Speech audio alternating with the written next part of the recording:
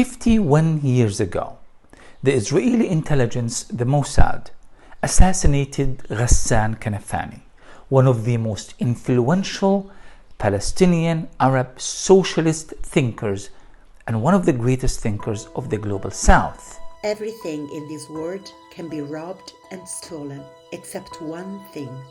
This one thing is the love that emanates from a human being towards a solid commitment to a conviction or a cause.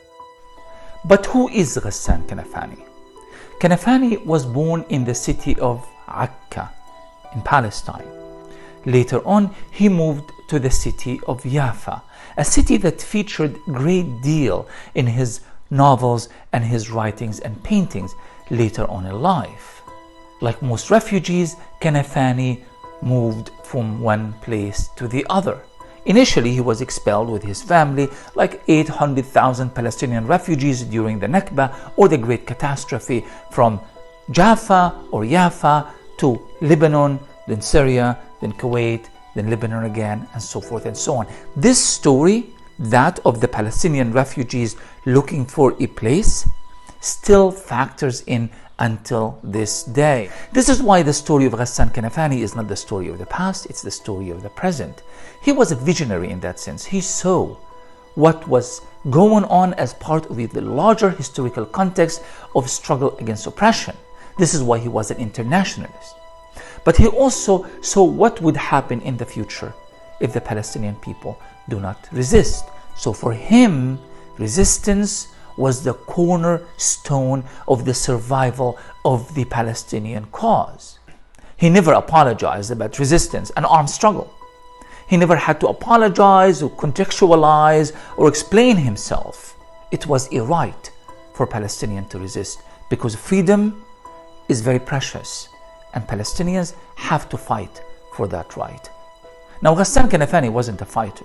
He was one of the founders of the Popular Front for the Liberation of Palestine, a socialist Palestinian movement that's still quite influential until this day. Israel assassinated him anyway on July 8, 1972, along with his niece, Lamis. Kanafani's assassination did not end the story of Ghassan Kanafani. To the contrary, in many ways, he is actually more influential today than he was all of these years ago.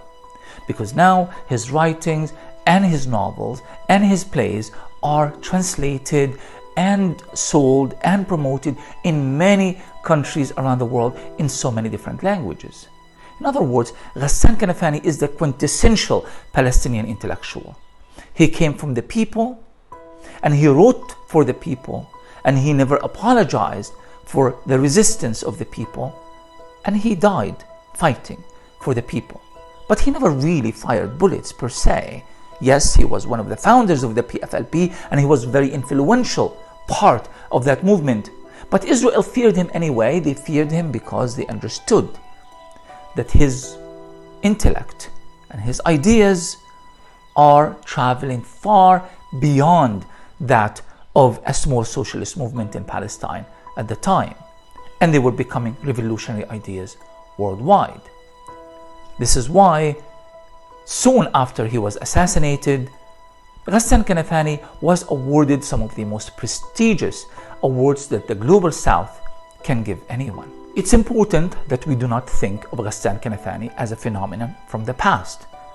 But it's also important that we look into his work and his writings and his wisdom to try to navigate the present and our relationship with other countries and other national movements and other resistance movements around the world. Now we talk about intersectionality as if it's a new invention. In actuality, Ghassan Kanafani and his generation of Palestinian revolutionary intellectuals were the original intersectional intellectuals worldwide. The Palestinian cause is not a cause for Palestinians only, but a cause for every honest person living in this planet. There was so much evidence of this in his writings throughout the years. Kanafani was born in 1936 and he died in 1972. But his influence, his ideas, and his impact on Palestinian revolutionary thinking is stronger today than ever before. If you want more information about the writing of Ghassan Kanafani, check out some of his novels. A Death in Bed number 12, Men in the Sun, and The Land of Sad Oranges. Or you can also go to the Palestine Chronicle and search the term Ghassan Kanafani.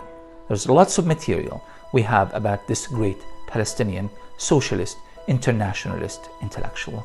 Thanks for listening.